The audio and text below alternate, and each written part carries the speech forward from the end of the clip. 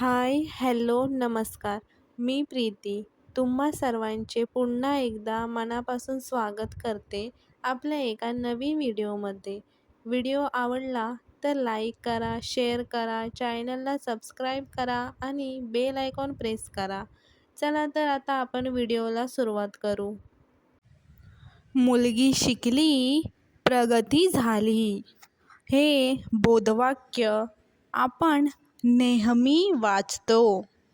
मुलीच्या शिक्षणाने समाज सुधारतो. एक शिकलेली मुलगी मोठेपणी संबंध कुटुंब सुशिक्षित करते. स्त्री कुटुंबाचा आस असते. संबंध कुटुंब तिच्या भोवती फिरत असते. शिक्षणच स्त्री उद्धाराचे व समाज परिवर्तनाचे साधन आहे. म्हणून मुलींना शिक्षण देणे फार गरजेचे आहे. एक आई आपल्या मुलाचा जसा अभ्यास घेईल तसा कोणत्याही शिकवणी वर्गात घेतला जाऊ शकत नाही. कारण सुशिक्षित आई अभ्यासाबरोबर चांगलं वागणं, सच्चेपणा, प्रामाणिकपणा, प्रेम आणि आणखी कितीतरी संस्कार मुलांना घडवते. पुस्तकी ज्ञानाबरोबर समाजात वावरण्याचे धडे मुलांना तिच्याकडून मिळतात.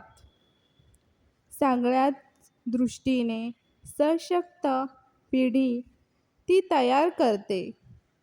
शिक्षणामुळे स्त्रीला आर्थिक स्वातंत्र्य मिळते, जे इतर अनेक स्वातंत्र्याशी निगडीत असते. स्त्री शिक्षणाचं महत्त्व ज्योतिबा फुलेंनी 150 वर्षांपूर्वी ओळखलं होतं. 1848 मध्ये पहिली मुलींची शाळा सुरू केली. आपल्या पत्नीला सावित्रीबाईंना सुशिक्षित करून त्यांना ती चालवायला दिली.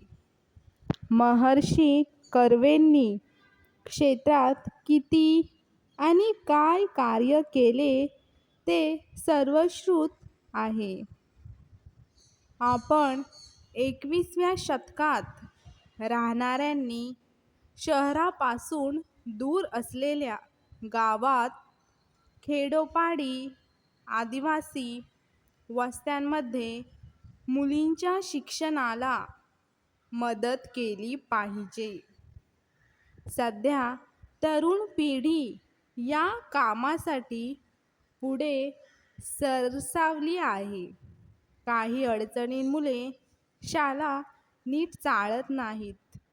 तेथील समस्यांपूर्तीसाठी दानशूर आपण समाजाचे ऋण थोडे तरी फेडूया असा विचार करणारे मदत करतात.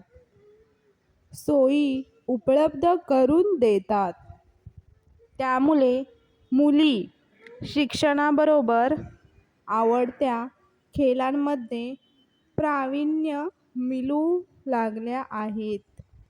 मुलगी. प्रत्येक घरात एक तरी मुलगी असावी. लहानपणी अगदी बाहुलीत दिसावी. प्रत्येक घरात एक तरी मुलगी असावी. लहानपणी अगदी बाहुलीत दिसावी. बाबा बाबा म्हणत घरभर फिरावी. प्रत्येक घरात एक तरी मुलगी असावी. आजी आजोबांचा विरंगुळा असावी. तिच्याशी खेळताना वय ही विसरावी. प्रत्येक घरात एक तरी मुलगी असावी. थोडीशी खोडकर, थोडीशी खट्याळ, पण प्रत्येकाचीच लाडकी असावी. प्रत्येक घरात एक तरी मुलगी असावी, आईला थकवणारी, बाबाला हसवणारी, घरात आल्या आल्या कुशीत शिरणारी. प्रत्येक घरात एक तरी मुलगी असावी, घोडा बनवून पाठीवर बसावी, बाबा पडला म्हणून जोर जोरात हसावी. प्रत्येक घरात एक तरी मुलगी असावी, बाबा लवकर नाही आला म्हणून रुसावी. जेवताना मात्र बाबाच्याच मांडीवर बसावी. प्रत्येक घरात एक तरी मुलगी असावी, आई बाबांची मैत्रीण व्हावी, आजी आजोबांची काठी व्हावी. प्रत्येक घरात एक तरी मुलगी असावी, नाजूक तिच्या स्पर्शात अशी ओढ असावी, जिने जवळ येताच वेदना पळून जावी. प्रत्येक घरात एक तरी मुलगी असावी, प्रत्येक घरात एक तरी मुलगी असावी. अजूनही अष्टपुत्रा सौभाग्यवती भव म्हणण्याऐवजी अष्टपुत्री सौभाग्यवती भव म्हणण्यास कोणी धजत नाही. घरात दुसऱ्या मुलीचा जन्म झाल्यास उपरे हसून बाहेरच्यांना आम्हाला मुली चालतात म्हणण्याची प्रथा बंद झाली नाही. राजस्थानमधील एका खेड्यात तामिळनाडूच्या सेलम ह्या प्रांतात मुलगी झाल्याबरोबर तिच्या नरडीला नख लावून तिचा वध केला जातो. सती, सावित्री, पार्वती व सीता यांच्याबद्दलच्या कहाण्या काही बंद होत नाहीत किंवा त्याचे स्त्री आधारित रूपांतर केले जात नाही. सावित्रीचा यमाशी झालेला संवाद मुत्सद्दीपणात जमा न होता पतिव्रतेच्या खात्यात जमा होतो. पार्वतीचा कणखरपणा व जिद्द याची वाखाणणी कोणीच करीत नाही, तर शंकर प्रसन्न झाल्याबद्दल मुलींना पार्वतीसारखी पूजा करून चांगला पती प्राप्त सल्ला दिला जातो. महाभारतातील स्त्रियाच जास्त बलवान साबित होतात.